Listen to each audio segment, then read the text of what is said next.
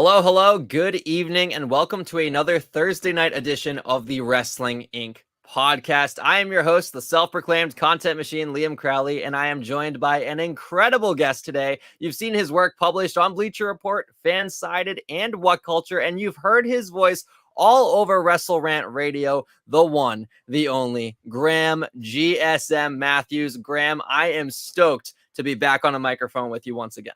Yeah, it's been a couple months, dude. Thanks for having me on, Liam. I appreciate the intro. I'm not sure I'm going to be able to top that, but thank you so much for having me on. I appreciate, or I rather apologize in advance for my voice being shut. I just got back from Mania like a couple of days ago, so I'm looking forward to this. Thank you for having me on. Well, on the topic of that, I wanted to get your Mania experience. You obviously were all over Dallas this past weekend going to WrestleMania. I don't know if you were at Takeover or not Takeover, Stand and Deliver, or any of the other independent events. What was the experience like? Walk me through it. Yeah, so I tried to go to as much as I could. The only thing that I would have liked to have gone to was the Ring of Honor Supercard of Honor show on Friday. That ran opposite of SmackDown. I know that wasn't a Tony Khan call. That was already scheduled from the previous regime of Ring of Honor. So listen, SmackDown sucked on Friday. But the only reason why I was there was to go to the Hall of Fame. I'd never been to a Hall of Fame ceremony before. Taker got inducted.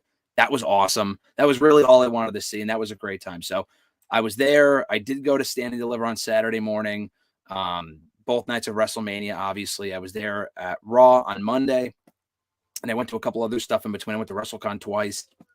I was at the MLW show on Thursday. That was really cool. A bunch of media stuff in between. Like night one of Mania ended, and then by the end of it, I found out I was invited to the Cody Rhodes media scrum thing on Sunday morning, which was a lot of fun, but like I planned on Sunday morning, like not doing a lot before night two of Mania, and then come to find out, like, shit, I got to get up again, like in the morning to go to this Cody Rhodes thing. But like, you can't, like, it's Cody Rhodes. Like, we'll be talking about it in a second. You love Cody, I love Cody, we all love Cody. So it was cool. But no, it was an awesome experience. And I've been to a bunch of Mania weekends. This was probably, I sound like a broken record, but this was the best one yet. And there was a lot of stuff going on, but I would have it no other way. I think there was one day where I literally got like 90 minutes of sleep. Like, it was that crazy, but it was all cool and fun stuff. So I thoroughly enjoyed the weekend. Purely running on the adrenaline in your soul. A little teaser for what we're going to talk about just in a minute. But yeah, that sounds like a great time. Mania is on my bucket list, and I'm going to check it off at some point in the next couple of years for certain. But it's not just about the event itself. It's not about the two-night extravaganza. It's about the culture surrounding it. The little taste I got was when I went to AEW Stadium show at Arthur Ashe, New York City. And that was just a really cool cultural experience because it felt like a football tailgate, but for pro wrestling fans. And WrestleMania feels like that, all blended into one. I'm super glad you had a fantastic time. So before we get into the top news going on in the world of pro wrestling, just a little reminder for anyone who's new to the Thursday edition of the Wrestling Inc. podcast. This is not your conventional Wrestling Inc. podcast where we're going to talk about a Raw, SmackDown, or AEW Dynamite. We're going to talk about the top news in the world of professional wrestling. And then the second half of this show, we're going to divide time into the world of entertainment. And this week and past weeks, we've talked some Marvel, we've talked some Star Wars. We're back on the Marvel train. This week, we're chatting episodes 1 and 2 of Moon Knight. Myself and Graham are both big Marvel junkies, and I'm so stoked to get there. But first, let's get into your top wrestling news from this week, specifically today, talking about some potential NXT 2.0 call-ups. Fightful Select is reporting that both LA Knight and Raquel Gonzalez are being eyed for either Raw or SmackDown, and Raquel is the likely one, considering her and partner Dakota Kai just dropped their NXT Women's Tag titles after just winning them this past Friday at NXT Stand and Deliver. She has been someone that has been rumored for an NXT call-up multiple times, just the stars never aligned. Now it seems like they are. Knight, on the other hand, is being discussed for a main roster managerial role. There's no word on whether this role would be preferred over him in a wrestling capacity. Graham, that news off the top of both Raquel and LA Knight, which one do you see being more groomed for the main roster? And what's your kind of reaction to LA Knight potentially shifting gears a little bit? Yeah, both I could see doing well on the main roster. I mean, we talk about like who could do well, who won't do well, but I feel like the biggest people who end up being successful on Raw and SmackDown from NXT are people like you wouldn't expect. I know we came back as Ezekiel on Monday, but like Elias exceeded all expectations. If you told me 5 or 6 years ago that he'd be on the main roster 5 years later, I would have never believed you because he did nothing in NXT. So who knows? I mean, there's also people like kind of in the LA Knight form, like who fits the same mold, someone like an EC3 who you would think, oh, why wouldn't this guy be successful? And that didn't pan out. So it really is a case-by-case basis. On the surface, though, I do think both Raquel and LA Knight can be successful on both Raw and SmackDown. I've always been a big LA Knight fan. He was in NXT once before, years and years ago, went to Impact, NWA, reinvented himself, got over in NXT. He's been like a glorified loser lately. He's lost a lot of matches from a storyline standpoint, but the guy's a star. He can talk, he can work, he can connect with a crowd, healer, babyface. The cards are aligned. If everything aligns, I think he could do well as a single star. You mentioned the rumor of him being a manager. To me, that makes me scared because we heard the same thing for Adam Cole. They wanted him to shave his head and maybe change his name or something. I don't know. Thankfully, that didn't pan out. I'm very scared. He could be a great manager. The thing is, though, you look at the landscape of both shows right now, they need stars. So having him be a manager to me is the silliest thing. That's such a waste of someone who could be on Raw or SmackDown right now and be in a top level spot. Like bringing in Cody was the smartest thing they could have done because that is a top babyface on the Raw roster. LA Knight could be a top heel or face on SmackDown right now. I mean, the SmackDown roster is awful. I'm sorry, but you look at who they have and who they lost. I mean, they let go of Hit Row. Jeff Hardy got canned. Cesaro left. Tony Storm left. There's a lot of people that are gone from SmackDown that could really fill that role. Raquel's another one as someone who can kind of fill that void over on Fridays. So, yeah, I mean, I'm surprised and not really surprised, but Dakota Kai keeps getting looked over. I guess she's probably never getting that call up, which is a shame, but Raquel's got the size. She's improved a lot from where she was a year ago. I think she would do well on either show. The women, I feel like there's more of a lock that the women would do well because just there's not as many spots. So someone like Raquel, I think will do fine. LA Knight is the one I'm worried about. And I think he's someone, again, like I said, that can go on to a top level position in either show. It's more a matter of whether they want to utilize him in that fashion, though. So I'm not optimistic, but realistically speaking, would he do well? Could he do well? Absolutely. Because I think he has all the tools and he has the skill set to be successful in either show. And Jacob S. is agreeing with you right here. He says, LA Knight in a managerial role. Yikes, Adam Cole all over again. I'll push back a little bit. I don't think it's a full-on Adam Cole situation. Adam Cole obviously is a pro wrestler first, and the idea of him losing that probably shied him away. But what I think really scared him was shaving the head, new name, kind of just ditching everything he had been building for 10 plus years on the independent circuit and in NXT. LA Knight, on the other hand, if they let him keep his look and they let him keep his vibe, I think he could still find success because he's great in the ring, don't get me wrong, but what sets him apart is his mic skills. He's got catchphrases for days. The modern day, what Stone Cold Steve Austin is an LA Knight. Yeah, like that's going to go crazy with main roster crowds eventually. So I just want to see him on the main roster. I do also think he could maybe be in a Zelina Vega role here, and bear with me on this. She was more of a manager for Andrade on NXT. By the time she got to the main roster, that's when they were like, oh, this girl can wrestle. Let's put her in more singles matches. I think there is a way he gets called up as a manager first, and then after a couple months, they go, wait, this guy should probably wrestle a little bit. Oh my God, he's crazy over. Let's put a mid-card title on him and see what he can do. Jacob S. also mentioning that you could put him in a feud with McIntyre right away. Timothy agreeing that McIntyre and Knight would be Dynamite. LA Knight is a great babyface right now in NXT. I do kind of like the idea of turning him heel once again to really up that fan support because fans want to get behind heels at a certain point, and eventually that support will turn into cheers, and then that will make them the biggest babyface in the world. It seems like the long-term plan for Roman Reigns right now. I think LA Knight, if he goes that way, call him up as a heel, you could have one of the biggest babyfaces in the world on your hands eventually.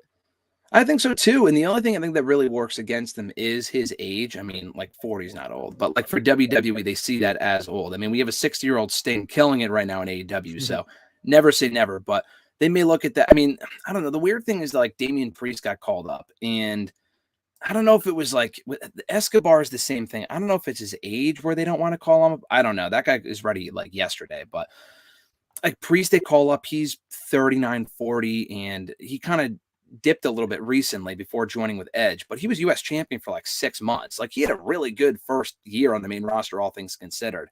So it's just weird. Again, like I said, it's different with everyone. It really is. It's not like they only push this type of person and not that type of person, or like they were successful over there, so we don't want to push them over here. It really differs with everyone. But no, you're right. I totally agree. I think if they bring him up as a heel, shines as a manager, I think of someone like, I don't know if this is a great comparison because he's not there now, but someone like Leo Rush, where I'm thinking the guy's amazing in the ring. Why would you bring him up as a manager?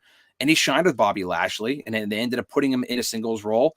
He was Cruiserweight champion after that. So, yeah, I think something similar can happen with LA Knight. And like I said, I think he's tailor-made. If he's tailor-made for Raw and SmackDown, and he's already had success in NXT, and he doesn't really fit NXT. I remember when he got called into NXT, people are like, why is he here? Like, he's not like a wrestler's wrestler. He's totally different. He's not a glorified indie guy. And he's gotten over big time. So I think he could be huge on the main roster. And again, hopefully they play their cards right with him and they have a star in their hands. I did always find it odd when they grouped him with the NXT OGs in that whole War Games match. I was like, he was there for 6 months. Yeah. He was there very briefly during the Black and Gold days. But you mentioned the idea of Dakota Kai getting overlooked and potentially being split from Raquel Gonzalez, something that does seem to be in the cards, as well as maybe an Imperium split or more of a fracture, because it doesn't look like they're all going to go their separate ways, but there is a good chance only 2/3 of them make it to the main roster. Fightful Select also reporting that Imperium is being considered for the blue brand SmackDown, but just Gunther and Marcel Bartel. Apparently Fabian Eichner would be the one staying behind in NXT. So a question for you I have, Graham, is the idea of Imperium moving up. At first, before we talk about the Eichner stuff, do you like the idea of Imperium on the main roster? I do.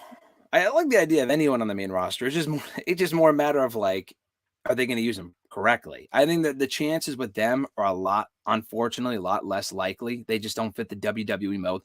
The WWE mold already in NXT in the last couple of months. Walter has had his name changed, music changed as of last weekend.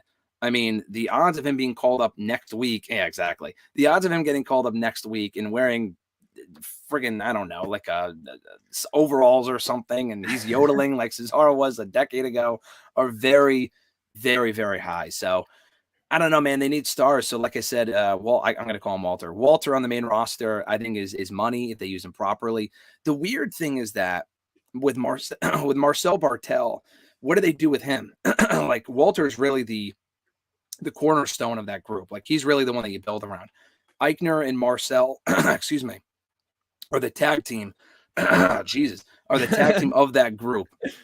So I'm curious kind of what you do with him on his own. Like, he's not going to go over to the mid-card ranks and win the U.S. title, the IC title. So I don't know. The weird thing, I think Eichner of the two, Bartel is great. Eichner, he showed at War Games in that tag team title match with O'Reilly, Von Wagner, I think it was, and then obviously Bartel. Eichner's a star. But I don't know if this is the way you do it. I would call them up together, break them up from there at some point. I fear for Bartel. I feel like he's going to be the fall guy for Walter and then end up getting released at some point in the next couple of months. I really hope that's not the case. But again, with Walter, you saw how they used him at Survivor Series a couple of years ago. He was in there for 5 minutes and got eliminated. And the guy was undefeated at that point. So, man, I'm scared. I'm more scared for him than probably anyone else. But I mean, it's not like he's getting called up with a new name in music, because they already got that frustration out of the way. And maybe that's why they did that, because they knew this was coming. Like LA Knight, same thing. If he was Eli Drake in NXT and he got called up as LA Knight, we all would have been frustrated, but they already kind of got that out of the way early. So I guess I'll give them credit for that, but I don't know. I would love to see a Roman Walter feud sometime this summer. I don't know if it's coming, but I think Roman needs opponents, and Walter would fit that bill. So we'll see how he does. Yeah, a lot of jumping off points from what you were saying there. The idea of Walter on the main roster, and again, I want to call him Walter too. Like, Gunther just sounds wrong. Like on the record books, Walter is the one with the UK title reign that almost eclipsed 1,000 days. Like, why would you differentiate? I don't know. We're not going to get into that. But the idea of Gunther, where he is now, going to the main roster is a lot less appealing to me than, say, 2 or 3 years ago. I feel the same about Pete Dunne. I loved Pete Dunne during his UK title reign. I loved Peaky Blinders era Pete Dunne, British strong style Dunne. And now as Butch, he just kind of feels like just another guy. And a big testament to both Dunne and Walter for getting super cut and super in shape. But Walter, to me, for whatever reason, especially in that match against Braun Breaker this past Tuesday, he just kind of felt like another guy. Like, before his physique, like, sure, he wasn't chiseled by any means, but he was intimidating. He was imposing. I see this guy leaping off the top rope, and I'm terrified. It is the line that me and my friends always reference from Nigel McGuinness during TakeOver New York, when Pete Dunne faced Walter for the UK title. Nigel McGuinness called him a megalodon of a man from Austria. And that type of metaphor fit that Walter. Current Walter kind of feels like just another guy, which is so unfortunate because he used to run the WWE NXT UK brand. Now in NXT 2.0, he doesn't feel like a main eventer compared to the Braun Breakers and Carmelo Hayes of the world. Maybe that could change on SmackDown. But another thing you mentioned that I found interesting, Fabian Eichner is a guy that WWE as a system seems like they had been behind for a very long time. People forget back when NXT was black and gold NXT and was being treated as a third brand, WWE developmental was basically Evolve. And when Evolve was touring and they came to Massachusetts a couple times, I caught a few shows. Fabian Eichner, when he was signed to NXT, was Evolve champion. Not Evolve's mid-card title, not Evolve tag titles. The Street Profits are former Evolve tag champions. People forget that. Yep. Fabian Eichner was their world champion. Like, that's not nothing. This is a title that was held by Matt Riddle in the past. This was a title that was held by Austin Theory in the past. And here's this guy that they're making the world champion of their double developmental brand. Here's a guy that they forced into Imperium because back when they were Ringkampf in the German wrestling promotion that I'm forgetting, it was Marcel Bartel, Walter, and it was Alexander Wolf. It was a 3-man band. Also, I believe Timothy Thatcher was in there for a brief spell, but Fabian Eichner was not a member of that group. It seemed like he was a guy they were forcing in there because they wanted him to get over. They wanted him to get shine. They saw him as a future star. The idea of him potentially being, just kind of a scapegoat for Imperium on their way to the main roster feels so weird to me, considering this is a guy it seems like they've invested a ton of stock in for like half a decade. Yeah, I mean, you go back to, you mentioned the Evolve stuff. I remember that. I wasn't at any of the Evolve shows where he was the Evolve champion, but it was a couple of years before that, 2016. He was in the initial Cruiserweight Classic. I think people forget about that. Yeah. And he had an amazing showing, lost even more weight after that. Maybe he put on weight. I think he put on weight, and like not in a bad way, but like he got really cut and whatever.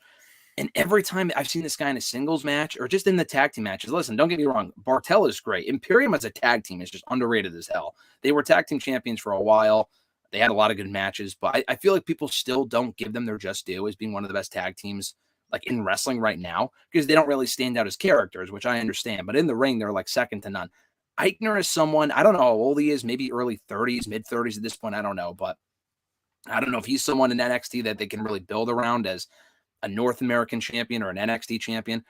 I would really hope they only broke them up for that reason because I just feel like breaking that's like calling up Undisputed Era without Kyle O'Reilly, like in their original form or something. Like it's just not the same, And it's only 2 of them. It's not like there's 4 of them and you lose 1. At least you have 3.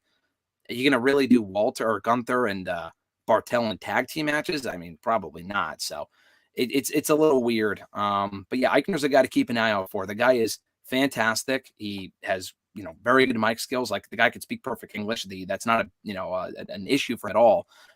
So yeah, I think he's one to keep an eye on. And of all the people in NXT right now, you talk about just becoming another guy with Walter, with Gunther. Eichner's a guy that could really stand out if they give him the right push. So it's definitely abrupt. They teased no tension prior to like this week that came completely out of nowhere. But I'm for it. Honestly, I think it's a weird idea. I'm not as optimistic for Gunther and Bartel, but Eichner's a guy I think that could be really successful with the right push in NXT.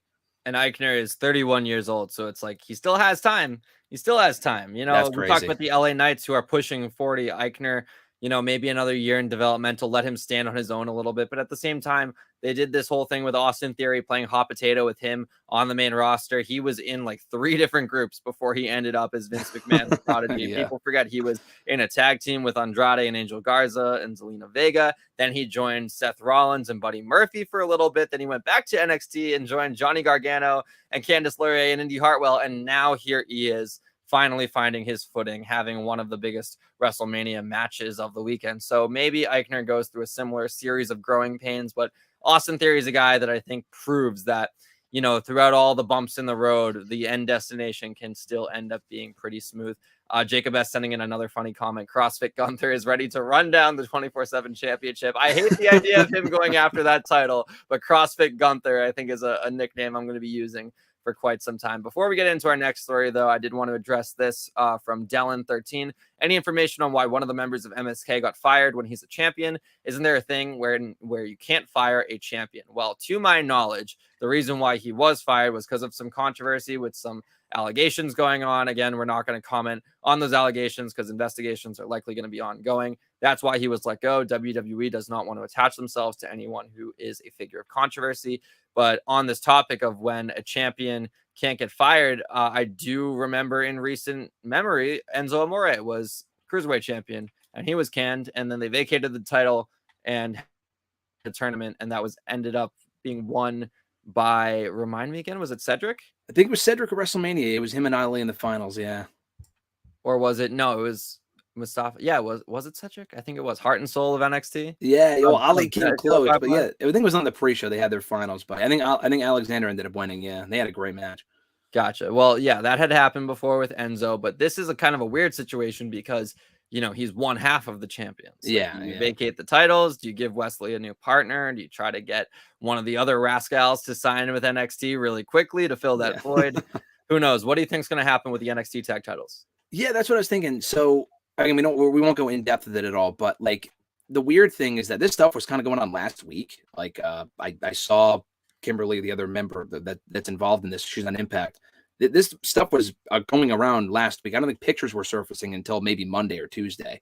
But, you know, they put the tag team titles on. They weren't the tag team champions up until Saturday. That's the whole weird thing about this. And maybe we'll find out more details. I don't know. There is reports. Some are conflicting. Who knows? But they put the tag team titles on them. And on Tuesday, they advertised the match for this coming Tuesday with Grayson Waller and Sanga, his manager. So do they give the belts to them? That would seem to be the most likely. They literally just did a tournament with the Dusty Rhodes Tag Team Classic. So I don't think they do another tournament. I don't think they really need to. Maybe they just have Grayson Waller and Sanga. What I assume is going to happen is that they'll probably have Waller and Sanga. What they did to deserve it, I don't know. But they'll probably have a match with Wesley and a partner of his choosing. And they'll probably put the belts on Waller and Sanga to give Waller something to do because he didn't win the North American Championship. So that's my guess. I was thinking the same thing about Wesley. I mean, it really sucks for him more than anything else in this whole situation that he's kind of that always happens with the tag teams. The partner, you know, regardless of what's going on with Nash Carter, Wesley's really the one getting screwed here because he did nothing wrong. He's not involved in any controversy, and he's the one getting screwed. So I don't think it would be the other rascal. That Trey Miguel is the current, I think, unless I missed something, the Impact's airing right now. Unless he lost the title tonight, Trey Miguel is still the X Division champion. So I don't think he would go to NXT. Maybe they'll find someone else in the NXT roster that we're just not thinking of right now to pair and attack him with Wesley, or he goes off on his own. The guy's incredible on his own as well. So we'll see. But my guess is that they'll probably put the belts on Waller and Sanga, or maybe the Creed brothers. I don't know. I think they would make more sense. They probably should have won an NXT Stand and Deliver anyway. So either one of those teams will probably take the titles on Tuesday if I had to take a guess. You'll have to forgive me for forgetting the individual members of this tag team, but this reminds me of the TM61 situation, the Mighty Don't Kneel, that Australian tag team. One of their members, I remember, left the company because I think he had just had a kid or something and he wanted to take time off from wrestling. And then his other partner, I forget his former name, but he became Slapjack, and he was a member of Shane Thorne. Exactly. He became a member of Retribution, and he had TV time for better or worse. And then I think he had the Crocodile Dundee gimmick he was trying out, and it just kind of all fizzled out. And that was a situation that I found not similar in terms of the circumstances, but one of the partners kind of low-key got screwed because he had to kind of reshape his entire gimmick and what he was going to do moving forward. And hey, he did get TV time. I believe he also had a very brief tag team on Raw during the pandemic era with the Australian guy who plays poker all the time. Oh, Duke Hudson, yeah, Duke Hudson, before when he was I forget what his other name was, but they had a very brief run on Raw. Brendan Vink, I think. Yeah, Don't ask me how I remember that. I have no clue, dude. Your wrestling knowledge is off the charts. But yeah, they had a brief run, and just things got kind of murky. It also reminds me of the situation when Pete Dunne was stuck overseas and Matt Riddle had to find a new NXT tag partner. They brought in Timothy Thatcher. That was a very easy way to get those two feuding eventually too, and it also laid the seeds for Matt Riddle's main roster call-up. I think maybe there's a world where WWE wants to get in on the Forbidden Door action and they bring in Trey Miguel just for that one match, and then they end up losing the titles. We've seen it before with Alex Shelley came in for a one-off. James Storm came in for a couple matches. I don't think it's out of the realm of possibility for Trey Miguel to come in for one match. I mean, honestly, it's Impact too. Let's face it. They do not see Impact as competition. I think Impact is one of the best products out there, honestly, currently. I think they do great stuff. I love their shows right now. But the fact of the matter is that they don't see them as competition. If they did, they would not have put Mickie James in the Royal Rumble and addressed her as the Impact Women's Champion. So They could, honestly, now that I say that, they used Mickie James for the Rumble, and that was more so because they just didn't have enough women to fill out the Royal Rumble, and that's their own fault. Maybe they do. I think enough people know of the Rascals' history where I think people in that arena would be. I mean, it's also based out of Florida a lot. I guess Impact hasn't been based out of Florida for a while, but I feel like enough people in that audience would remember Trey Miguel from the Rascal days. That'd be like, oh, that's really cool that he's filling in for him tonight. So when you said that, even before you mentioned Alex Shelley, that was the first thing I thought of was Alex Shelley when they had him team with Kushida for a week or something on NXT, and that was awesome. So it's possible. I don't see them doing that, but I think it'd be cool if they also, like you said, got in the Forbidden Door action and they brought in Trey Miguel. I think it'd be make for a great moment, if nothing else. I think I would say it would be likely if it was still black and gold NXT. I'm going to put it as more of a questionable 50-50 chance with definitely. It being NXT 2.0. Let's hop over the fence a little bit over to AEW, where AEW president Tony Khan has kind of commented on Cody Rhodes returning to WWE, doing the kind of WWE thing where he doesn't mention key buzzwords, by name. His quote when speaking to Sports Illustrated, Justin Barrasso over there, he said when asked about Cody Rhodes officially going to WWE, he said, "I did lose a very prominent free agent, but we're debuting one on Wednesday's Dynamite and Samoa Joe. In the past 30 days, we also debuted Toni Storm, who was incredible in her win against the Bunny, and Jeff Hardy, one of the biggest stars in wrestling. We have a lot of excitement here, and that's our focus." So before we get to the second half of that quote about all the new stars coming in to AEW, I do want to ask you, Graham, about Cody leaving AEW as a whole, because this is something that shell-shocked me when the news first came out. It's something I'm still coming to grips with as he gets more inclimated to WWE and is showing up on the bump in their social media and everything. How do you think Cody leaving AEW affects not just the company, but Tony Khan, the promoter? You forgot the part where they recreated the AEW gif where he puts his hand to his ear, and they put that on Twitter yesterday, which was surreal. Dude, I'm still coming to terms with the two. It's probably going to take me a while for it to really sink in. I mean, being in that arena on Saturday and then again on Raw on Monday and hearing the music, and not only hearing the music, because that's not an AEW song. I think people think, oh, they bought the rights off of Mikey Ruckus. No, it's a Downstate song. Like, they made that song for him. They have people in their own company currently who use songs by Downstate. So it was more a matter of paying them for the rights to use the song. So yeah, exactly. Dolphin, several, Zack Ryder does now, but he also did when he was in the company among several other people. So and Miz, obviously Miz was the first one. But anyway, so not only that, but the intro itself. The intro, like the whole wrestling is more than one royal family. When I heard that, I was like, shit, dude, like that's incredible.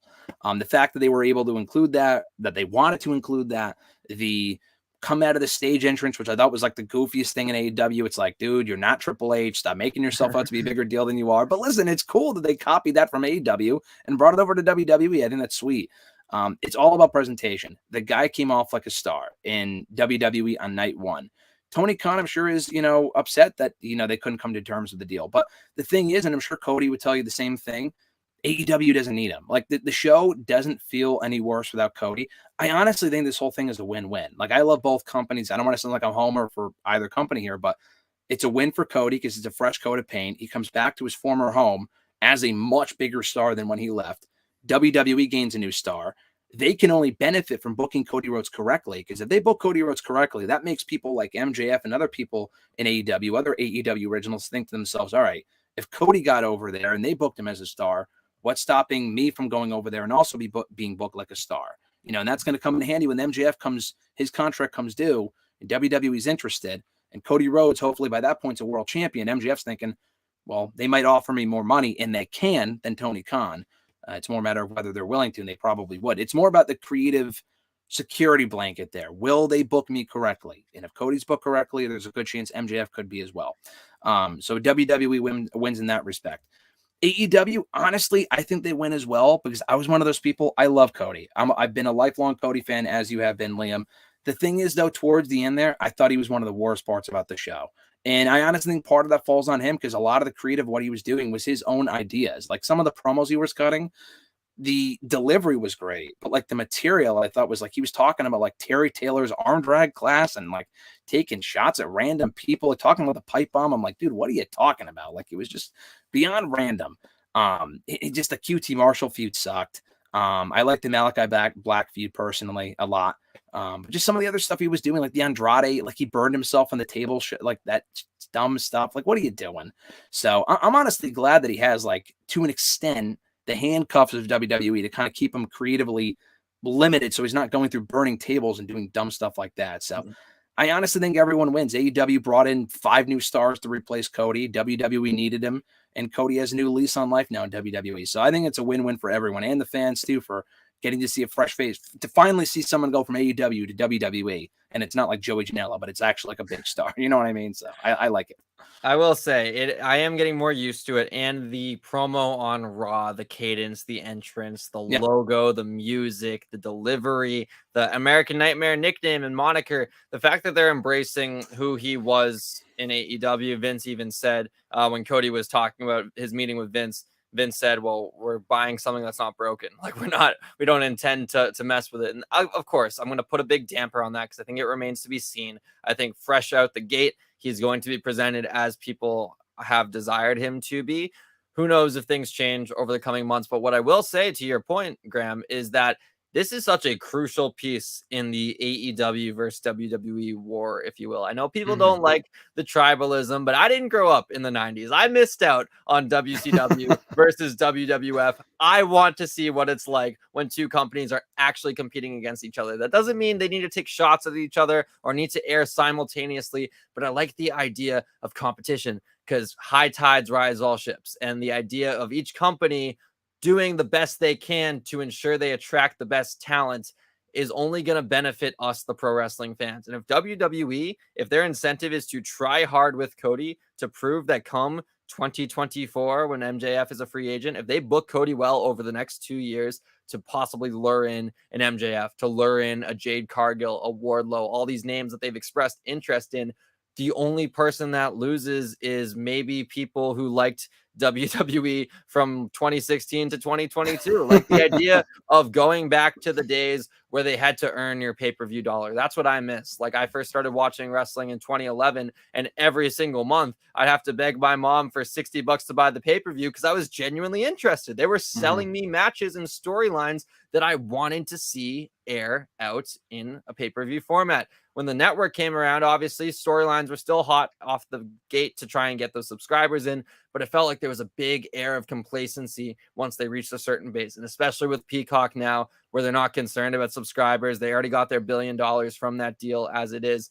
I feel like there's just kind of this, okay, well, hey, you know, the New Day versus Sheamus and Ridge Holland. That's a SmackDown match. That's not a WrestleMania match. Yep. They inserted it in just because, hey, who cares? We want you to watch WrestleMania, but if you don't, you already are subscribed to Peacock. We already got our $1 billion. The idea of Cody being the one to be like, no, this is the guy we have to prove we can be successful with to show other free agents this is not just a backup plan. This is a destination spot. I love that concept. I completely agree. And I love the fact that you mentioned, I love the fact that you mentioned that you started watching in 2011, because I'm not far off. I only started watching in 2008. Like, I'm a little bit older, but I mean, I could have watched sooner. I just didn't. It was just a matter of timing, I guess. So I also was not around for the Monday Night Wars and stuff like that. Not that we don't know what happened, obviously, but like, like you said, I wish I could have lived through that period knowing who was going from each company, you know, going from WWE to WCW and stuff like that. We just didn't have that in the late 2000s, early 2010s. The biggest thing that you had back then was like someone going from WWE to TNA or TNA to WWE. And at that point, we weren't having a lot of that, you know, like AJ Styles coming in was probably the last, to me, like one of the last real game changers. And AJ went on to become a huge star, like a major star, multi-time WWE champion for a year, US IC champion, WrestleMania headliner, and one of the most popular stars in the entire roster today, and he's still here 6 years later. The biggest difference there is that AJ was never in WWE prior, so that was even more impressive. Cody at least has, I mean, he was in WWE for like a decade before he finally left, so people know who he is to an extent that if they didn't, you know, watch him in AEW or whatever, so he has that built in. But I completely agree. I think WWE, they've been complacent for a long time, just kind of resting on their laurels, kind of focusing their current roster, which is great, aside from focusing on the past a little bit with the Attitude Era people, which is fine from time to time. But they need to build new stars. They didn't make Cody Rhodes a star, but the very least of what they can do is capitalize off of what they have, which they haven't before. Like I said earlier, someone like an EC3 went out and became a star on his own. They brought him in, completely squandered any momentum that guy had. McIntyre is a lot like Cody, another guy who left, came back. They capitalized off of that, and they made him a star. I think Cody's another prime example of someone that could follow a similar path. And I honestly think that this, I know for a fact I would have said this was ridiculous a week ago, but he could come in and be the one to beat Roman Reigns. And people are not going to like to hear that. But if it's not Cody, then who? And I think people are behind Cody enough right now, and maybe it'll change in a month or two. But I think he could be the one to beat Roman. And I think after that promo, like you said, that he cut on Raw, it makes sense. Drew's an option. I know maybe Bobby, Seth. I don't know. I just feel like whoever beats Roman, I'm going way off track here, but whoever beats Roman has got to be someone who benefits big, someone who has never held a world title before. And I think Cody can be that guy. I know it sounds unbelievable on paper considering Roman just beat Brock like twice, and Cody had the crossroads kicked out of a WrestleMania by Seth Rollins. But listen, you can make anyone believable with enough of an effort, and I think they can with Cody. And I don't know. I'm really excited to see what they do with him. And I think for him, this was a necessary move. He's a guy that's made for WWE. I know he founded AEW and he was great over there, especially in the first year as a babyface. The guy was untouchable in AEW. But in WWE, he's just a smoke and mirrors type of guy as Cody, no pun intended. And I think he can do, he has a very high ceiling. Again, if they follow through, it's all about the aftermath. We can be excited about the arrival all we want, but if they don't follow through, none of this matters. And they have with certain people, they've proven that they can. If they're not petty and they actually want to follow through with him, despite all the shots that he's taken at them over the years, which I just never really understood, and I think they got a star in their hands. So I'm excited. I'm looking forward to seeing what they do.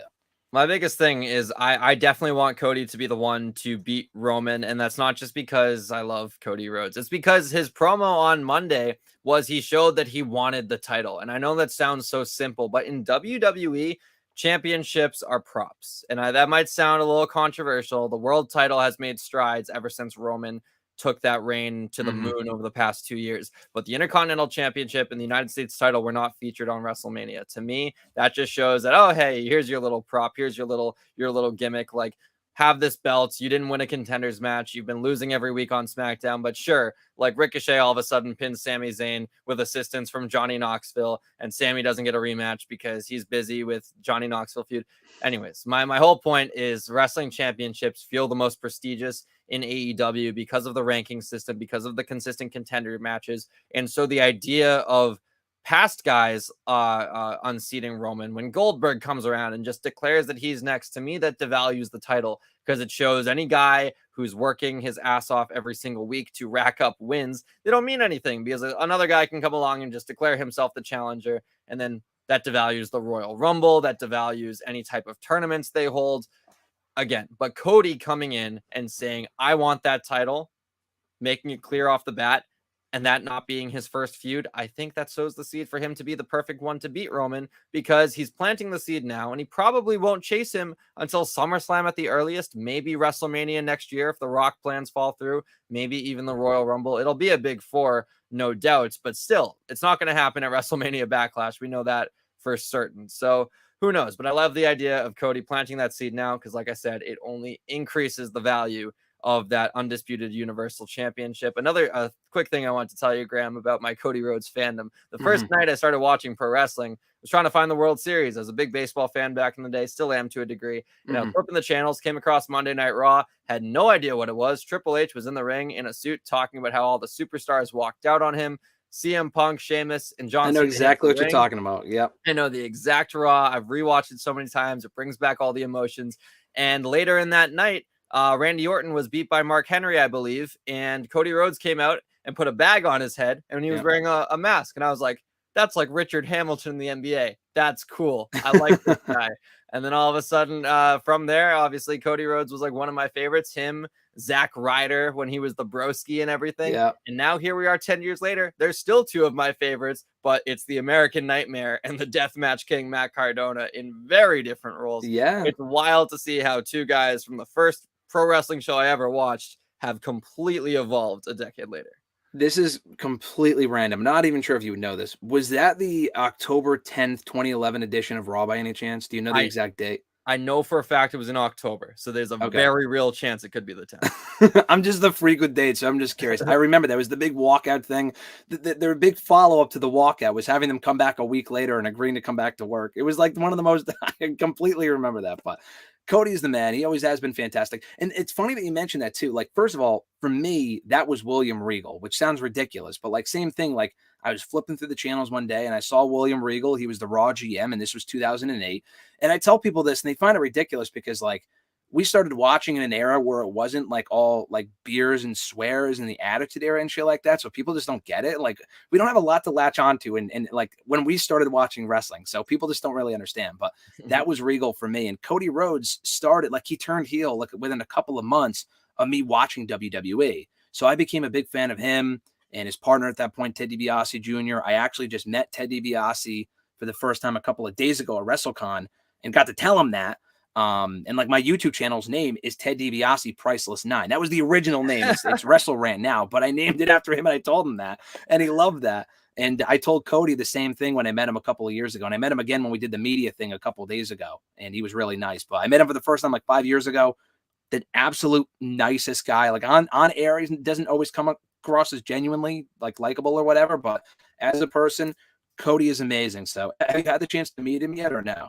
Not yet. He's my dream interview. I yearn for the day I can have a sit down 30-minute chat where we don't even talk about pro wrestling. We just talk about life, like how he was able to leave such a secure job and do his own thing. And like, so inspiring. You can't see it. It's off camera, but I have the quote on my wall. It's about the 14 years it took me to go from undesirable to ungoddamn deniable. That promo is everything to me. Yeah.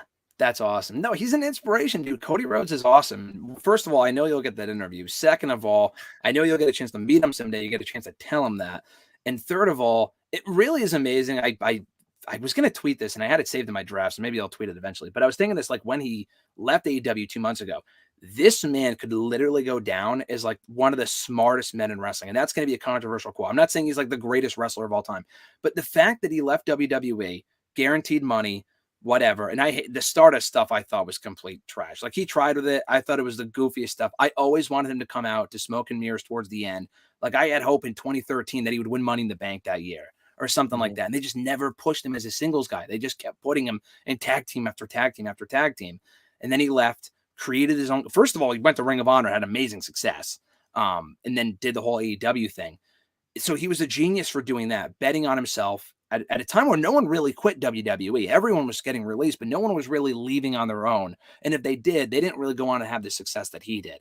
Not only that, he created his own company, has a job for life as an executive, could have done whatever he wanted over there, and left that to go back to the company that treated him poorly in the first place to prove that he could be like, that's crazy, dude. Like, we could be laughing about this in a year and he could be on Main Event as Stardust again. We don't know. But if this works out and he wins the world title 10 years removed when he probably should have won it and everything happens for a reason, I think, and he comes in much more ready now than he was 10 years ago and wins Money in the Bank, as I pitched on Twitter a couple of days ago, cashes in on Roman ahead of time, announces it, wins it at SummerSlam. This man is a goddamn genius. So if people can hate on Cody all they want, I'm going to sound like a Cody mark here, but the man will sound, he will be a genius if he can pull this off. So I'm pulling for him, if nothing else. He's on my personal Mount Rushmore for everything he's done to change the business. Funny you mentioned the Money in the Bank 2013 thing. I just watched that clip WWE put out about the top 10 moments in Cody Rhodes' WWE career. And I was reminded of his whole feud with Damian Sandow and throwing the briefcase in the Long Island Sound or whatever body of water it was. And that pay-per-view, I remember reading, this is back when I was reading Wrestling Inc. before I was contributing to that. That's funny. It's not even a plug. I used to be just an avid reader of Wrestling Inc. on the daily before I actually ended up contributing to this site that you're watching this podcast through. And I remember reading that Cody was originally penciled in as the winner of that Money in the Bank. And then they decided to go in a different direction. What I find funny is if he wins Money in the Bank and he cashes in successfully and becomes world champion and Stardust never happens, does AEW happen today? Yeah. What does the pro wrestling landscape look like if they made one little booking change? I think we're living in a completely different world. But enough about Cody. We mentioned in the back half of the quote, I wanted to address this pretty quickly. Tony Khan mentioning Tony Storm, Jeff Hardy, Samoa Joe. Everyone's always happy upon these guys' initial debuts. Keith Lee obviously got a monster pop when he first came in, and now he's kind of in a Rampage situation with Yeah. Swerve Strickland and all that, and feuding with Team Taz. AEW's roster, it's the age-old question. Do you think it's too crowded? Yeah, I do. Yeah, I mean, it's hard to say because I feel like even with what they're doing with Keith Lee, I'm fine with it. I'm not going to jump the gun and say, listen, they buried this guy. Like, at least they're doing something with him. My biggest problem for a while, and still is, with people like, at least with Jay Lethal. And the thing is with Jay Lethal, that there's that criticism of like, maybe they're not doing anything with him because the whole, like, there were allegations against him too. I can't speak to that. I don't really know much about it. But like, if that was the case, then why even employ him in the first place? He was in a weird limbo spot where they had him on the roster, but they weren't doing anything. So it's like, at that point, if there's other issues there, let him go. If there's not, then push him. They didn't really make much sense. They finally turned heel recently. Now he's feuding with Samoa Joe, who's like, I think it was his trainer or whatever, which is perfect. So if they can find a role for each of these people on the show, they only have 2 hours of TV. Rampage is an hour. Rampage is a quick hour, but they shove so much into that 60 minutes that it's almost hard to digest anything, you know? People like Ruby Soho come to mind. Like, what are they doing with her? Nothing. Like, she came with a lot of momentum. She's not doing anything. I think we got to start applying the same criticism that we have of WWE to AEW. It's like they bring in people because they're the hot, fresh toy, and they don't do a lot with them. Most people they do, but some people they don't. And people like Ruby Soho, I think, should be doing more. Not to say she should be champion right now, but like, I think the last time she was on Dynamite was like 2 months ago. Like, it just doesn't make a lot of sense. And we also have yet to see Miro come back. I thought he was cleared to come back a month ago. Where the heck has that guy been? I know he was hurt, but Brian Cage finally came back. I think having Ring of Honor helps because I think you could put people over there. They got to get a TV deal in place for it. They only had that one show last weekend, and that was it for now. So I don't know what the future of that holds for the foreseeable future, but it is overcrowded. But my thing is that it's not like these people are being buried. I just want to see more of certain people. Like, they are trying with that. They have to have more of a turnover rate. They can't, like, I'm not saying let go of half the roster, but, and it's no budget cut. Like, wait for their contract to expire. And we're kind of starting to see that with people like Joey Janela, Marco Stunt. People said the whole budget cuts thing. Oh, that's what WWE says. Yeah, it is kind of a lame excuse. Just say that you don't have anything for him, and like, we just don't really need you here anymore. It's mean, but it might be true. I mean, honestly, like, what are you gonna do with Marco Stunt? But wait till their contract expires and let them go. They got to start doing more of that, because if you look at the roster page, I could probably point out 15 people that we haven't seen on TV in like a month or two. So it is overcrowded. It's not an awful issue. They have a stacked roster, but at least people like Shane, Swerve Strickland, and Keith Lee, at least they're doing something. They're not chasing a title. I mean, the FTW title doesn't really count, but at least they're doing something. So I'm kind of in that middle space where I would like to see more of certain people, and they need to find more meaningful stuff for more people to do. Like, Keith Lee should not be lost in the shuffle. That guy's a star, but they have a lot of stars. And I think Tony Khan would be a moron to not employ these people. It's not like he's signing everyone who gets released. Like, he didn't sign Killer Cross. He didn't sign Braun Strowman. He didn't sign Bray Wyatt yet. But, I think who they have brought in, they've done well for the most part, but they could be doing more. So they're in that weird limbo spot right now where it's not a terrible issue, but it could get to that. It could get to WCW level, so they keep it up. But for now, I think it's something that could be fixed. And they've shown that with people like Jay Lethal and Brian Cage. Yeah, and everything it hurts to add members to the women's division, specifically with Toni Storm. She's obviously a fantastic talent that just didn't reach her full potential in WWE, not to the fault of her own. I just don't think she was put in a position to really, really succeed. Obviously, she had a program very briefly with Charlotte on SmackDown, but she's someone who had a bunch of accomplishments in WWE that weren't ever really highlighted too much. Like, she won the Mae Young Classic. She was an NXT UK Women's Champion, and then the main roster thing came around and she just kind of fizzled out. So I think adding her to the women's division immediately put some star power there, because sure, they've made a lot of women's stars in AEW. Britt Baker wasn't the name she was before, now that she is in AEW and a former women's champion. The same goes for Jade Cargill. I'd say a completely homegrown talent. Nyla Rose also comes to mind, but it never hurts to have the Ruby Sohos and Toni Storms of the world who bring in that kind of indie legitimacy once they migrate over to AEW. I'm stoked to see Samoa Joe in. I love his new music. I love his vibe. I love him hitting the little Bobby Shmurda on Dynamite and everything. But I am concerned that he'll go the way of Keith Lee, because the roster is so crowded. But at the same time, I think he is a perfect fit for the Blackpool Combat Club if he decides to go that route. Him, Moxley, Danielson, Regal, salivating at the thought of that. But that's a lot of wrestling talk. We've spent a ton of time going through all the top news. Let's venture over to the Marvel Cinematic Universe, hop into some entertainment news. Moon Knight. That's right. Every single Wednesday on Disney Plus since the show premiered on March 30th. It's been airing. It's the newest installment into the MCU. It's the first installment of a very packed 2022 that includes Doctor Strange Multiverse of Madness, Miss Marvel, She-Hulk, Black Panther 2, Thor 4. So much to dive into. So many sequels coming out on the theatrical side. And we're kicking things off with a character that has basically, as of now, no ties to our fan favorite Avengers. Graham, I know you've been watching weekly Moon Knight. What are your thoughts through 2 episodes? I've been digging it, and I feel like I sound like a broken record every time a new show comes out. I'm like, this is the best show I've seen. And I don't know if it is. I'd really have to compare. But like with the Marvel stuff, dude, they just keep raising the bar. And I think the best part about it is that of all the shows they've released so far, everyone is so uniquely different than the other one. You know what I mean? Like with WandaVision is probably still the best show they've done in the last year, I would say. I love Loki too. That would probably be number 1 for me. But either one, it's 1 and 2 for me. That WandaVision was different from Loki, and Loki was different from What If, which was different than Hawkeye, which was different than Falcon and Winter Soldier. And now we have Moon Knight, which I think is our first show since Hawkeye, and Hawkeye wrapped up months ago. So we had that little break, and I'm a Star Wars guy, so I watched the Book of Boba Fett, which I thoroughly enjoyed. But it's great to have some more Marvel content back before Doctor Strange comes out in a couple of months, or actually in a month from now. Holy shit. That's crazy. But no, I'm digging it. We're only 2 episodes in. Is it a 6-episode series or is it 9? Do you know? 6 episodes. The 6 finale is 2 days before Multiverse of Madness comes out. Really? Okay. Wow. Big I know we have a busy spring coming up, and I've been following your tweets about how like the whole Obi-Wan show, like that's coming out like that week. Like they bumped it from the anniversary on Friday, right? It was on Wednesday. They bumped it to Friday.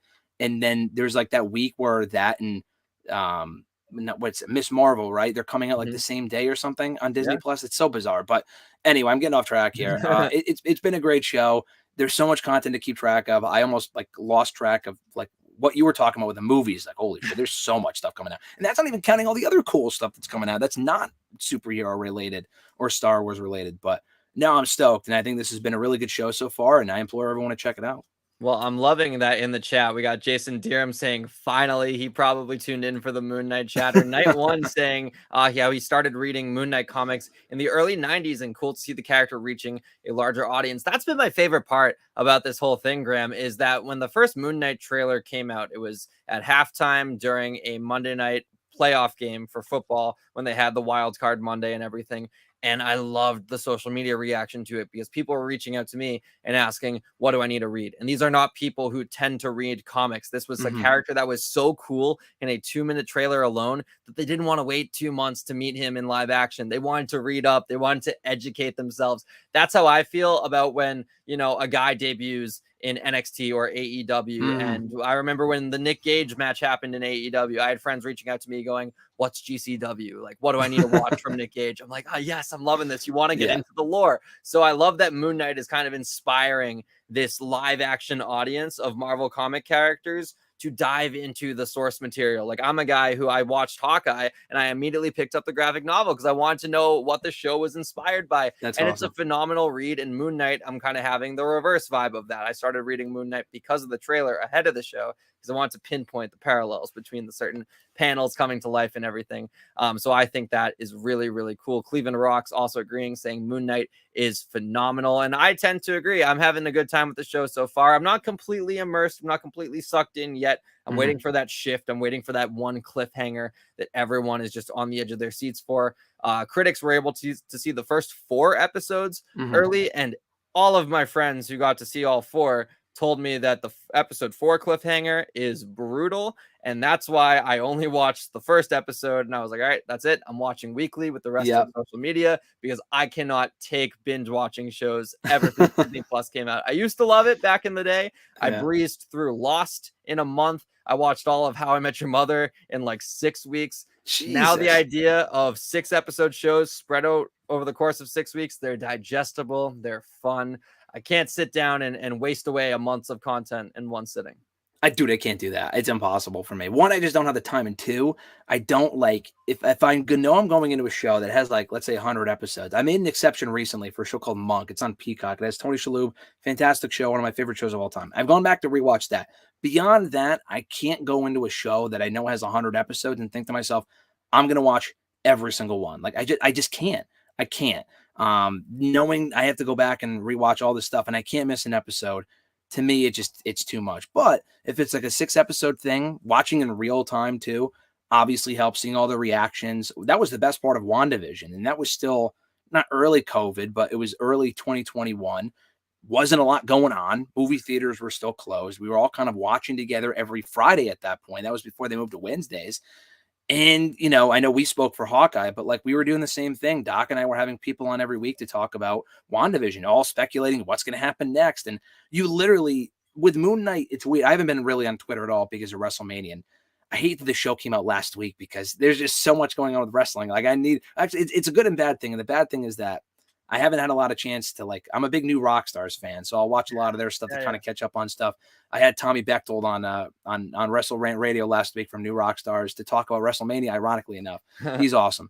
But yeah, so it's a good thing that I get to escape from wrestling watching Moon Knight. The bad thing is that I feel like everyone's been focusing on WrestleMania and not talking enough about Moon Knight. And, I saw Johnny Gargano's tweet last week. I couldn't agree more. He said, this is going to be my first of this is amazing Moon Knight tweets. And I don't know if he put it up this week, but he probably did. And we spoke about the show briefly when I saw him at WrestleCon a few days ago, but it's cool, man. I love the 3-episode stuff that they're doing with Marvel, Star Wars now, which is great. I'm sure other companies and shows like that are doing it too. I don't really follow much else aside from wrestling, Marvel, and Star Wars. Those are like my top 3 things. I don't really watch much else, but no, it's cool. I love the format, and it's like a mini movie, and it allows you more of a chance to tell more stories. Would Moon Knight have gotten his own movie at some point? Maybe, but they're so focused on sequels and stuff like that. I don't know if they would have. And even if they did, I'm not sure if it would have gotten the same reaction that it is, because it spreads out the fun week by week. It's not like you just see it once and that's it. So I'm digging it, and I'm really liking the 6-episode formats they're doing too.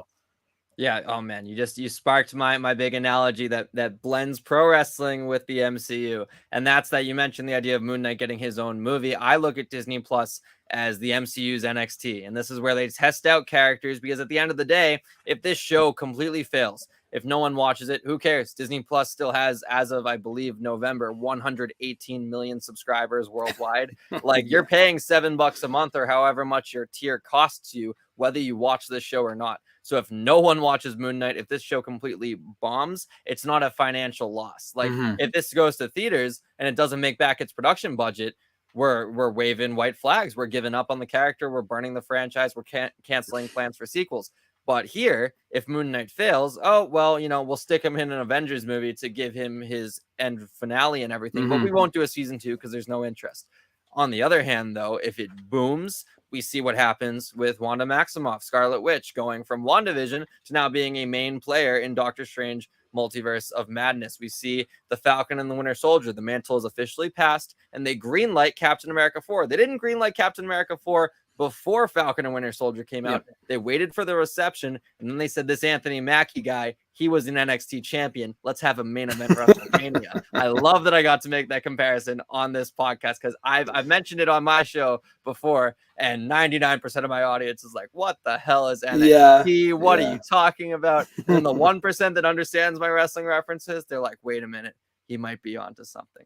So I think Moon Knight is a great character, but I do think he's one of those feeder system characters where you don't get Oscar Isaac to just do a streaming series. Obviously, the mentality and the vibe behind television in modern Hollywood is very different than 10 years ago. 10 years ago, it'd be looked at as a downgrade. Oh, you're going down to TV. You're no longer doing major motion blockbusters. Streaming shows basically have the same production budget as our Avengers movies these days. But I think someone like Oscar Isaac, this guy's a movie star. We're talking Ex Machina. We're talking Dune. We're talking, for better or worse, all 3 sequel trilogy Star Wars movies where he was a top billed actor. I think this guy is being primed, maybe not for a Moon Knight solo movie, but I think they're going to take all of our spooky dudes together, our Blades, our Werewolf by Night, our Moon Knight, our Black Knight, all the different knights that are going on, maybe even a Doctor Strange, maybe bring in Punisher, Ghost Rider, team them up, Midnight Suns, your own little spooky Avengers, make it a movie. I think it would go crazy.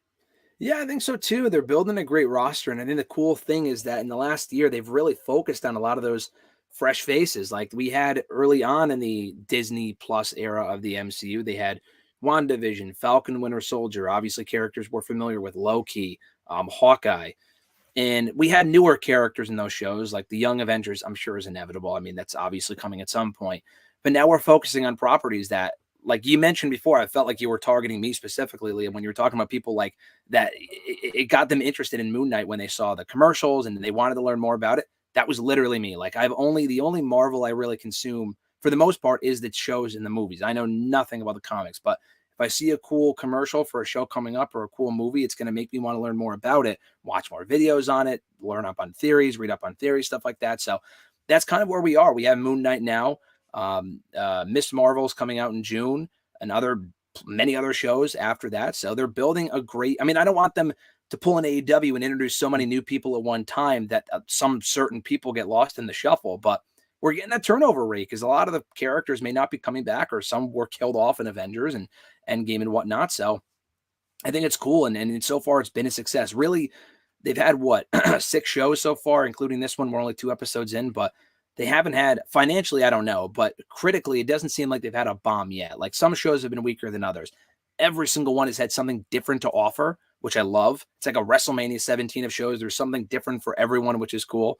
Another wrestling reference. I can't help myself, but it's cool. And I think they do it so consistently. You would think that you would get burned out on this stuff because they do it so often. We literally had 5 shows last year, 4 movies in the span of 12 months. Crazy, but it was all pretty good stuff for the most part. I didn't really care too much about Eternals, and that was a movie, but the rest of it, I thought was great. And I think they're doing a great job of coming out with new content, doing it effectively, not doing too much at one time, and keeping people engaged and talking about Marvel. And it's not just movie after movie where you see it once, we talk about it for a few days, and that's it. Like with Batman, I saw that a month ago. Everyone was talking about it for a little bit, and it was a great movie, but we're not talking about it now. But with Moon Knight, we're talking about it for 6 weeks plus, or straight, no pun intended. So I think it's cool. I think they're doing a great job with it. I'm looking forward to seeing where they go from here. And I do appreciate too. You mentioned the idea of so many shows going on. I like the fact that they spread them out just enough. I thought Falcon Winter Soldier was a little bit cannibalized by the WandaVision kind of hangover. Everyone was so happy after the finale, and then Falcon Winter Soldier, boom, in 2 weeks. And I love that show. It's my favorite of the bunch. I'm just a sucker for the Captain America lore and everything. Yep. But I understand why some people were put off by it, because I think it was too much too fast. Then you gave Loki a nice 1.5 gap. I believe it was even close to 2 months. People were jazzed again for Marvel weekly shows. Then again, you make them wait until Hawkeye, because What If was kind of, it was animated. It wasn't as appointment viewing. And now we waited, between Hawkeye, Spider-Man No Way Home, we waited 3 months for Moon Knight, and I was jazzed. I was like, it felt like Christmas Eve. That's part of the reason why I was like, I'm not going to breeze through these early access screeners. I want to wake up Wednesday morning and feel like a kid on Christmas. Oh my God, new Marvel content. It's very fun. So I'm enjoying the show so far. I'm excited to see the twists and turns they go through. We didn't really dive too much into the plot of this show, and I know we're running a little late here, so I don't want to go too sorry about that here. No, that's my fault. I talk a lot. We're golden. I've loved this conversation. But as for the plot itself, Ethan Hawke is putting glass in his shoes. Egyptian gods are rising from the cracks in the floor, and we have woken up in the country of Egypt. Pyramids are outside, and Mark Spector is now in control. For anyone in the chat who has not seen Moon Knight, that probably sounded like a bunch of Lucha Underground mumbo jumbo to you. But I want to know what you think of the vibe of the show in terms of the storylines. You literally just hit the nail on the head and took the words right out of my mouth without even me thinking about saying it. You just kind of laid out what I should have said, and that it really does feel like the Lucha Underground of Marvel shows, and that it's a bunch of crazy ass shit. But it works. It works, man. Like, you say that out loud and it sounds crazy for anyone who hasn't seen the show or doesn't even watch Marvel or whatever, but you watch it and you're hooked. It's compelling. Like, they just find ways to take new characters and do right by them immediately. Like you said, I think there's more to come in the episodes to come. It kind of gives me WandaVision vibes, and the WandaVision was a great show even early on with all the references and the way they styled the show. But the first couple of episodes were kind of like slowly building, and we got like one great cliffhanger by episode 3, 4. I forgot which exactly, but by like 3, you're like, all right, I see where they're going with this, and I can understand what's going on. That was a bit of a longer show. That was 9 episodes. This is shorter. But this is kind of along the same lines where I understand if you're not hooked immediately, but you probably should be, and just keep watching, because you mentioned NXT before. Marvel feels like the NXT of like that universe, as far as like, I mean, maybe not now with NXT 2.0, unfortunately, but I think the takeovers, like the movies were never, they never not delivered. Like some were obviously weaker than others. You know, you had the NXT Fatal 4-Ways with like Thor 1 and 2 for, you know, whatever, but you still had some great, you know, movies overall, and they were always delivering. And the shows so far have been the same thing. But yes, the plot is cool. I can't even begin to speculate, excuse me, where they go from here, what they do next. But it's different enough to where it has me hooked. And I like the fact that it is so vastly different than Hawkeye and so vastly different than Loki, which also kind of dealt with time travel, which I enjoyed. And I enjoyed those shows a lot for different reasons. But this is a little bit more on the phase and an era of Marvel that in 14 years that we're approaching now of the MCU that we haven't even scratched the surface of. Like, that is scary. Like, of all the movies and shows that have come out, they haven't even gotten to that era of that type of stuff that we're starting to see in the show, which I think is really, really cool. So, like I said, not to sound like a broken record, but I'm very excited to see where the rest of the show goes from here. And, you know, even if I didn't watch the show, Disney already has my money, but, you know, they could take more of my money because the show's great. Yeah, I'm looking forward to future weeks. I'm looking forward to seeing how this mystery unravels. Who the heck is Mark Spector? What's his relationship with Stephen Grant? And why is Arthur Harrow obsessed with Egyptian gods? Night One sending in another funny comment. Moon Knight is custom made for Lucha Underground. You are not kidding. I could easily see Pentagon Jr. donning a Moon Knight costume and doing a tope suicida off the top rope. But another comment I want to end this stream with here. Seller Justin Lopez, did y'all get your Multiverse of Madness tickets? They obviously went on sale yesterday ahead of the May 6th premiere. Have you gotten your tickets yet, Graham? No, dude. So that's the thing. I was literally just thinking about this. Like I said, Liam, like I told this to Doc like the other day. I forgot if we were on the phone or if I was just DMing with him. You are my go-to Marvel guy for like literally everything. So you're a great follow. I mean, obviously everyone in the chat already follows you anyway, but like, yeah, I follow other people that are high on Marvel, but you're like the go-to MCU direct guy. So you got all the info. I did not know because I really haven't been on Twitter a lot, like I said, over the last week with Mania stuff. I've been on like the last couple of days and I saw that they went on sale. I'm like, oh, when are they going on sale? Then I got distracted and I forgot. And then like, so I literally didn't know they went on sale yesterday until you just mentioned it 10 seconds ago. So I'm probably, when we're done here, going to have to go look that up and see what's still available. Like, is it as bad as No Way Home? Like, cause I was on the AMC website for like hours. So is it that bad or no? I don't think so. I haven't got my tickets yet. That's for a different reason. A little tease for anyone watching. Okay. But no, I don't think it was as bad as No Way Home. Avengers Endgame was also built up as like they like to build up the tickets go on sale as like an event because they want the servers to crash. For like sure. They want everyone to be like, oh well, you know, we have to open up more showtimes because it's just so in demand and everything. Like, they're playing the game here, and I respect it. But at the end of the day, I don't think that these tickets sell as crazy as they do if they didn't make a big deal out of it of tickets go on sale now, get them before they're too late. I think you're going to be fine. You'll easily be able to get a Thursday showing, a late Thursday showing, and there's tons of theaters probably within your radius. So I don't think you're going to be in a No Way Home panic for tickets like we were in December. You think it'll be good if I wait until it comes out to get a Thursday showing, or if I get it now, you think I'll be okay? I think you definitely want to do it at least 2 weeks in advance. I'll say that much. I think day of, I think you're playing a dangerous game there. Yeah. I remember when I went to see Avengers Endgame, I saw it Thursday with my friends, cried like a madman for all of Act 3, and I was so obsessed with the feeling it gave me that I went back to see it again the next day. And I was like, I'm going to a theater that doesn't pre-book tickets because I know it's sold out everywhere. Yeah. And that theater, I waited in line for tickets for 2 hours. Like it was a freaking general admission concert where you want to get a good spot in the pit. Yeah. I was like, this is insane. This is a movie. Like, this is a auditorium seating theater. It's nothing special. There's no recliners. There's no waiter service. This is just an everyday movie, and there's such a demand for it. I miss that feeling. Avengers Endgame was someone else. That's awesome, dude. Yeah, no, I was the same way. It's funny you mentioned that. I like saw it that Thursday night, loved it, and like it was one of those things. Like literally, I think the only other Marvel movie I did this was No Way Home a couple of months ago, which was fun. Actually, what's hysterical? We actually talked the day I saw No Way Home the second time. I saw it on Friday. Yes, you did, yeah. Yeah. And then the next day, we did the review for Hawkeye. I think it was the series finale, the penultimate episode, whatever it was. And then I was like, yeah, I got to go. I'm going to see the movie a second time, like right now. And I think I bought tickets like in the front row that night. So, yeah, I did the same thing with Endgame. I think I saw it early the next day. And because I was like, I cannot see it. And I got to see it. If I don't see it now for a second time, I probably won't see it at all. Like, I need to go when I'm still in the mood. So we'll see. Multiverse of Madness is the same thing, but I'll definitely try to get my tickets ahead of time to make sure I could see it that Thursday or Friday. I'm more of a Friday person. I've seen them. I saw Endgame on Thursday. I saw No Way Home on Friday. I'll probably go Friday. Fuck SmackDown. Sorry. I know there's a wrestling podcast. I know you review it on your channel and stuff, but like, yeah, Multiverse of Madness is where it's at. So I look forward to it.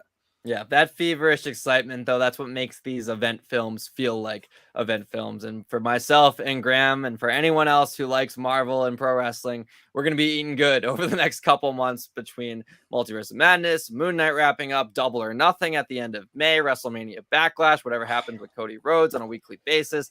It's going to be great. It's never been a better time to be a fan of all these fantastical properties. But that's been your Thursday night edition of the Wrestling Inc. podcast. To follow Graham on socials, it's at WrestleRant. But Graham, now's your time. Anything you got going on fun for Bleacher Report or any other of the sites you contribute to that you want to plug? Yeah, thanks, man. This isn't like current, but last week I talked to The Undertaker ahead of the Hall of Fame, which was awesome. Absolute awesome guy, just incredible. That you talk about like bucket list items. That was like I have a list of people I've wanted to interview. I put it together about a year ago. Wrestling people, non-wrestling related people. Someone I never thought I would get to talk to was him. He was on the list, and I talked to him, and he was great. So that's on Bleacher Report. I have that in video form on my YouTube channel. You mentioned it, but everything is WrestleRant. It's Twitter's WrestleRant, YouTube's WrestleRant. That's pretty much all it is. And I have the video with Taker on there. Eric Bischoff I spoke with. That's on the channel as well. Dolph Ziggler. I did that interview before Mania weekend. I'm going to put that up soon. That'll be up on Fansided. People could check that out. It was back when he was still NXT champion, but still a great chat nonetheless. And plenty of other non-wrestling related stuff as well coming in the days to come. So yeah, everything's on Twitter, Facebook, and YouTube at WrestleRant for more, people can check that out. And I did more interviews when I was at Mania too. I had the Cody media scrum, but everyone else already posted. I'll probably post my video just in case, just for the hell of it. And I talked to AJ and Becky while I was there too. And those interviews will be up also on the channel in the days to come. So I think that's everything. I appreciate you letting me take the time to plug that stuff.